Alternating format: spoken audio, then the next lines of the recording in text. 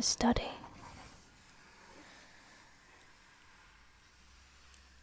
Today I'm going to take you on a tour of Kensington Gardens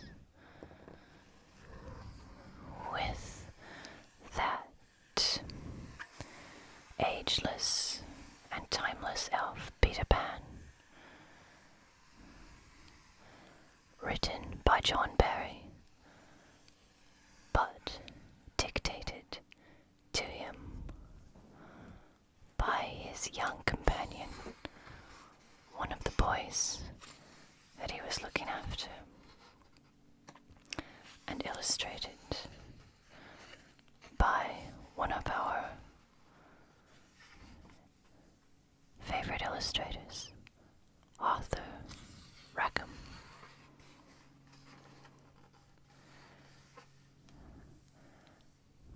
To Sylvia and Arthur Llewellyn Davies and their boys, my boys, and the little boy whom John Barrie accompanied through Kensington Gardens at the end of Hyde Park in London for walks and outings. His name is David.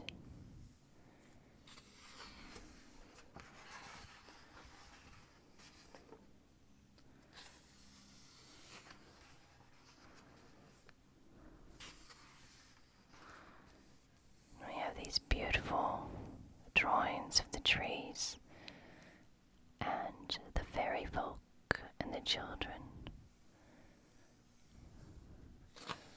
and things that only children know who walk through these gardens. And I've got a little map here, so I thought we could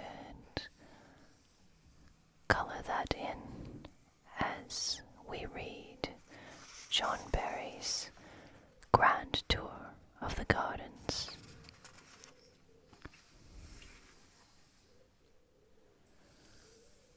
The grand tour of the gardens.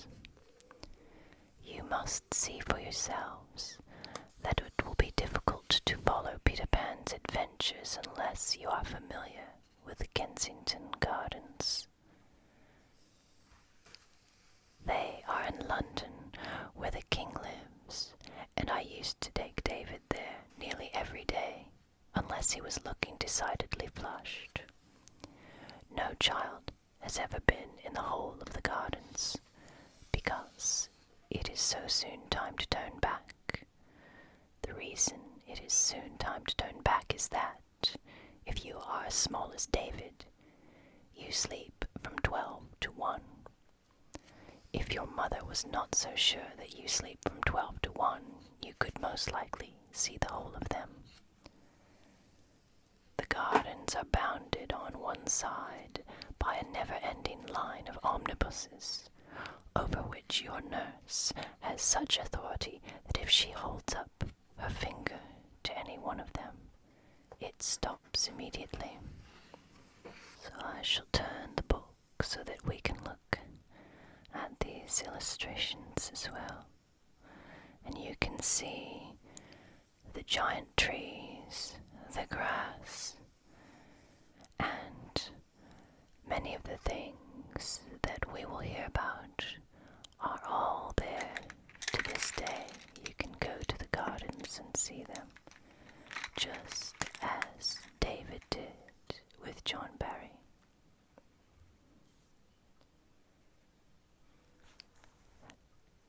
Your nurse then crosses with you in safety to the other side.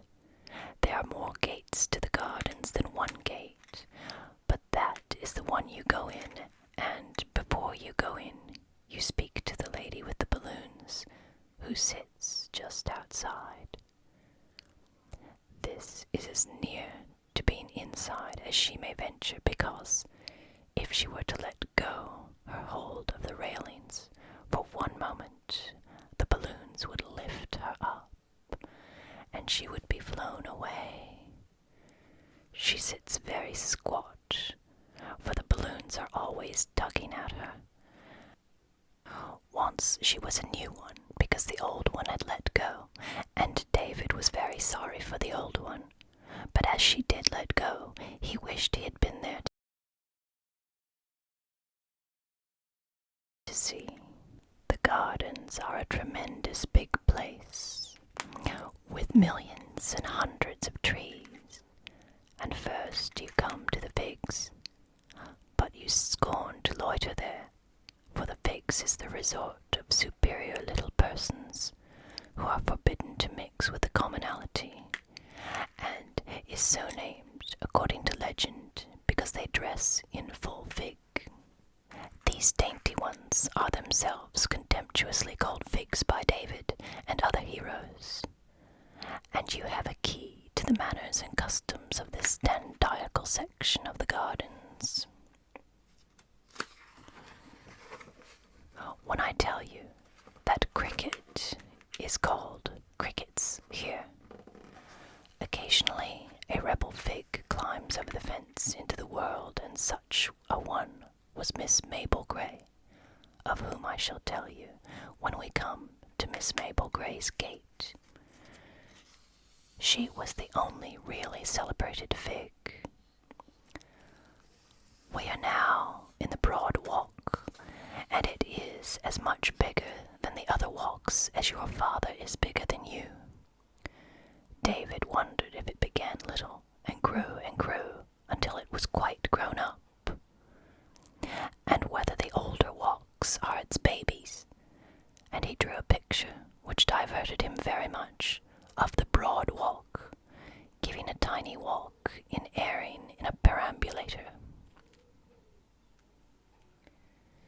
In the broad walk you meet all the people who are worth knowing, and there is usually a grown-up with them to prevent them going on the damp grass, and to make them stand disgraced at the corner of a seat if they have been Mad Dog or Mary Annish.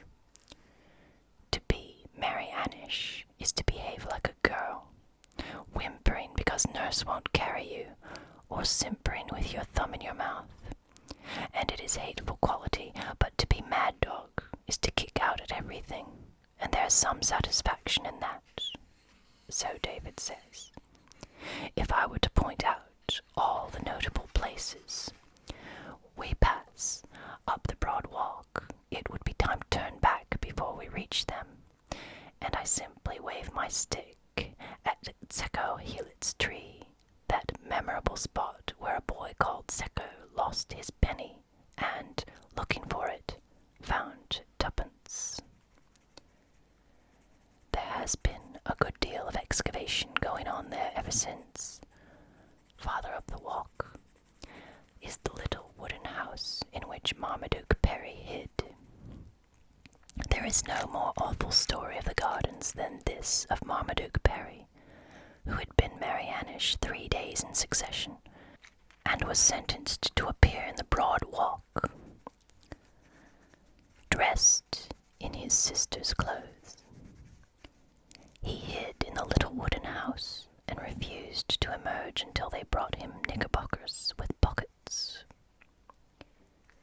You now try to go to the round pond, but nurses hate it because they are not really manly, and they make you look the other way, at the big penny and the baby's palace. She was the most celebrated baby of the gardens, and lived in the palace all alone with ever so many dolls. So people rang the bell, and up she got out of her bed, though it was past 6 o'clock, and she lighted a candle and opened the door in her nightie, and then they all cried with great rejoicings, "Hail, Queen of England!" What puzzled David most was how she knew where the matches were kept. The big penny is a statue about her. So this is the story of Queen Victoria being informed that she had become queen.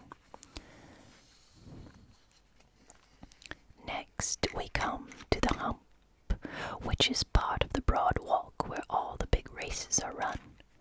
And even though you had no intention of running, You do run when you come to the hump. It is such a fascinating slide-down kind of place.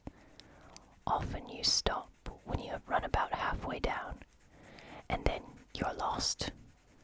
But there's another little wooden house near here called the Lost House. And so you tell the man that you are lost, and then he finds you. It is glorious fun racing down the hump, but you can't do it on windy days because then you're not there, but the fallen leaves do it instead of you. There's almost nothing that has such a keen sense of fun as a fallen leaf.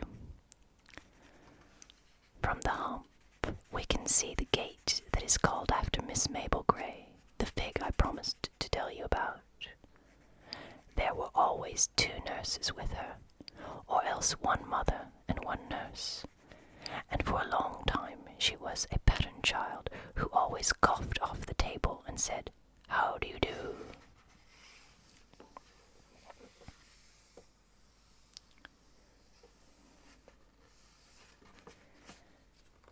And here we can see the fallen leaves and the fairies playing with them in the autumn.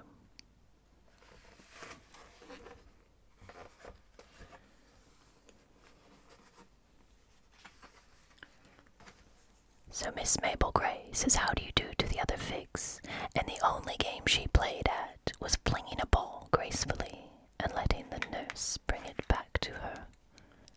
Then one day she tired of it and went mad dog, and first, to show that she really was mad dog, she unloosened both her boot laces and put out her tongue east, west, north, and south. Then she flung her sash into a puddle and danced on it till dirty water was squirted over her frock, after which she climbed the fence and had a series of incredible adventures, one of the least of which was that she kicked off both her boots. At last she came to the gate that is now called after her, out of which she ran into the streets David and I have never been in, though we have heard of them roaring, and still she ran on and would never again have been heard of, had not her mother jumped into a bus and thus overtaken her. It all happened, I should say, long ago, and this is not the Mabel Grey whom David knows. Returning up the broad walk, we have on our right the baby walk, which is so full of perambulators that you could cross from side to side stepping on babies, but the nurses won't let you do it. From this walk, a passage called Bunting's Thumb, because it is that length, leads into Picnic Street, where there are real kettles, and chestnut blossom falls into your mug as you are drinking. Quite common children picnic here also, and the blossom falls into their mugs just the same. Next comes St. Govor's Well, which was full of water when Malcolm the Bold fell into it. He was his mother's favourite, and he let her put her arm round his neck in public, because she was a widow. But he was also partial to adventures, and liked to play with a chimney sweep, who had killed a good many bears. The sweep's name was Sooty, and one day when they were playing near the well, Malcolm fell in, and would have been drowned had not Sooty dived in and rescued him. And the water had washed Sooty clean, and he now stood revealed as Malcolm's long-lost father. So Malcolm would not let his mother put her arm around his neck any more. Between the well and the round pond are the cricket patches, and frequently the choosing of sides exhausts so much time that there is scarcely any cricket. Everybody wants to bat first, and as soon as he is out, he bowls, unless you are the better wrestler. And while while you're wrestling with him in the fields, have scattered to play at something else. The gardens are noted for two kinds of cricket. Boy cricket, which is real cricket with a bat, and girl cricket, which is with a racket and the governess. Girls can't really play cricket, and when you're watching their futile efforts, you make funny sounds at them. Nevertheless, there was a very disagreeable incident one day when some forward girls challenged David's team, and a disturbing creature called Angela Clare sent down so many Yorkers that... However, instead of telling you the result of that regrettable match, I shall pass on hurriedly to the round pond, which is the wheel that keeps all the gardens going. It is round because it is in the very middle of the gardens, and when you are come to it, you never want to go any further. You can't be good all the time at the round pond, however much you try. You can be good in the broad walk all the time, but not at the round pond. And the reason is that you forget, and when you remember, you are so wet that you may as well be wetter. There are men who sail boats on the round pond. Such big boats that they bring them in barrows and sometimes in perambulators. And then the baby has to walk. The bow-legged children in the gardens are those who had to walk too soon because their father needed the perambulator for his boat. You always want to have a yacht to sail on the round pond, and in the end, your uncle gives you one. And to carry it to the pond the first day is splendid. Also, to talk about it to boys who have no uncle is splendid. But soon, you like to leave it at home. For the sweetest craft that slips her moorings in the round pond is what is called a stick boat, because she is rather like a stick until she is in the water and you are holding the string. Then, as you walk round pulling her, you see little men running about her deck, and sails rise magically and catch the breeze. And you put in on dirty nights at snug harbours which are unknown to the lordly yachts. Night passes in a twink, and again your rakish craft noses for the wind. Whales spout. You glide over buried cities, and have brushes with pirates, and cast anchor on coral isles. You are a solitary boy while all this is taking place, for two boys together cannot adventure far upon the round pond. And though you may talk to yourself throughout the voyage, giving orders and executing them with dispatch, you know not when it is time to go home, where you have been, or what swelled your sails. Your treasure trove is all locked away in your hold, so to speak, which will be opened perhaps by another little boy many years afterwards. But those yachts have nothing in their hold. Does any one return to his haunt of his youth because of the yachts that used to sail it? Oh no, it is the stick boat that is freighted with memories. The yachts are toys, their owner a freshwater mariner. They can cross and recross a pond only while the stick boat goes to sea.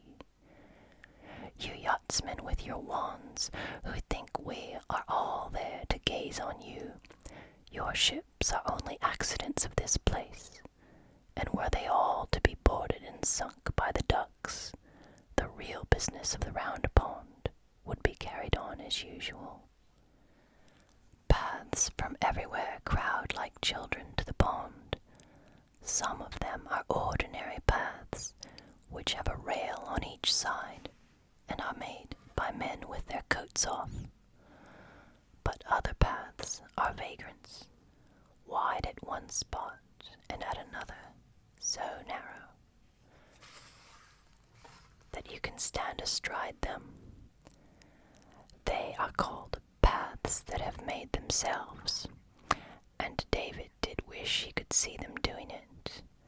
But, like all the most wonderful things that happen in the gardens, it is done, we concluded, at night after the gates are closed. We have also decided that the paths make themselves because it is their only chance of getting to the round pond.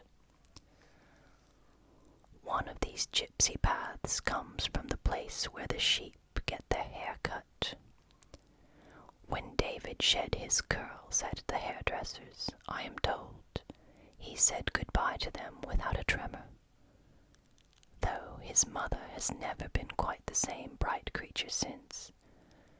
So he despises the sheep as they run from their shearer, and calls out tauntingly, "Cowardly, cowardly custard." But when the man grips them between his legs, David shakes a fist at him for using such big scissors. Another startling moment is when the man turns back the grimy wool from the sheep's shoulders, and they look suddenly like ladies in the stalls of a theatre.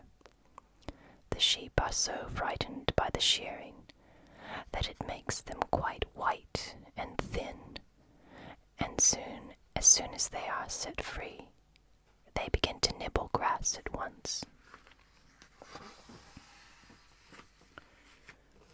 Quite anxiously, as if they feared that they would never be worth eating. David wonders whether they know each other, now that they are so different, and if it makes them fight with the wrong ones. They are great fighters, and thus so unlike country sheep that every year they give my St. Bernard dog, Porthos, a shock. Let's have a look at Porthos, John Barrie's St. Bernard dog, as drawn by Arthur Rackham. Porthos can make a field of a country sheep fly by merely announcing his approach, but these town sheep come toward him with no promise of gentle entertainment, and then a light from last year breaks upon Porthos. He cannot with dignity retreat, but he stops and looks about him as if lost in admiration of the scenery, and presently he strolls away with a fine indifference and a glint at me from the corner of his eye. The Serpentine begins near here. It is a lovely lake, and there is a drowned forest at the bottom of it. If you peer over the edge, you can see the trees all growing upside down, and they say that at night there are also drowned stars in it. Peter Pan sees them again when he is sailing across the lake in the thrush's nest. A small part only of the Serpentine is in the gardens, for soon it passes beneath a bridge too far away, where the island is on which all the birds are born that become baby boys and girls. No one who is human except Peter Pan, and he is only half human, can land on the island. But you may write that you want boy or girl, dark or fair, on a piece of paper, and then twist it into the shape of a boat and slip it into the water, and it reaches Peter Pan's island after dark. We are on the way home now, though of course it is all pretense that we can go to so many places in one day. I should have had to be carrying David long ago, and resting on every seat like old Mr. Salford. That was what we called him because he always talked to us of a lovely place called Salford, where he had been born. He was a crab-apple of an old gentleman who wandered all day in the gardens, from seat to seat, trying to fall in with somebody who was acquainted with the town of Salford. And when we had known him for a year or more, we actually did meet another aged solitary, who had once spent Saturday to Monday in Salford. He was a meek and timid sort of man and carried his address inside his hat, and whatever part of London he was in search of, he always went to Westminster Abbey first as a starting point. Him we carried in triumph to our other friend, with the story of that Saturday to Monday, and never shall I forget the gloating joy with which Mr. Salford leapt at him. They have been cronies ever since, and I notice that Mr. Salford, who naturally does most of the talking, keeps tight grip of the other old man's coat. It's now raining, I think, outside the study. You might be able to hear the raindrops pattering, patter, patter, on the window pane. But we're safe in here, reading about beautiful, broad Kensington Gardens through the mind of the tiny boy, David. The two last places before you come to our gate are the dog's cemetery and the chaffinch's nest. But we pretend not to know what the dog's cemetery is, as Porthos is always with us. The nest is very sad. It is quite white, and the way we found it was wonderful.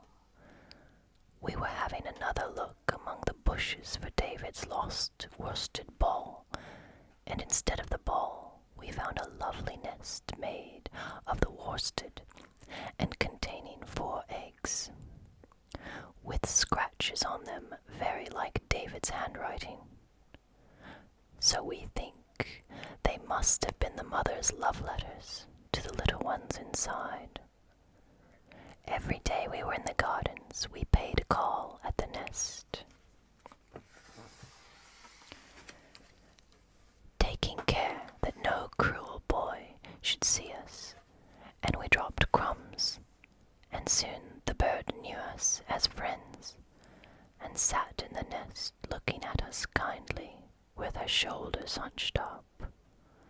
But one day when we went there, there were only 2 eggs in the nest, and the next time there were none.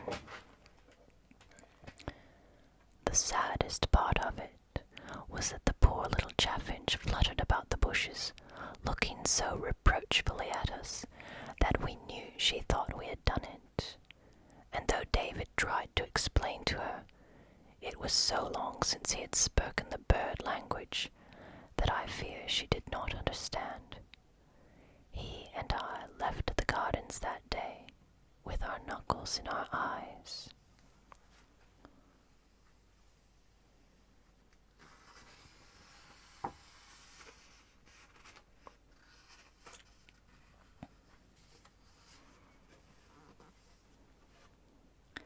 And so ends our grand tour of Kensington Gardens, and the story of how Peter Pan came to live there with the fairies begins. That is a story for another day.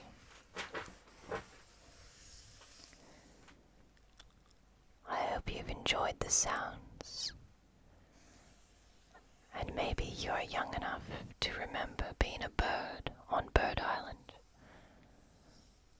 But most boys and girls forget that they ever were birds and forget how to fly. And that is the beginning of growing up.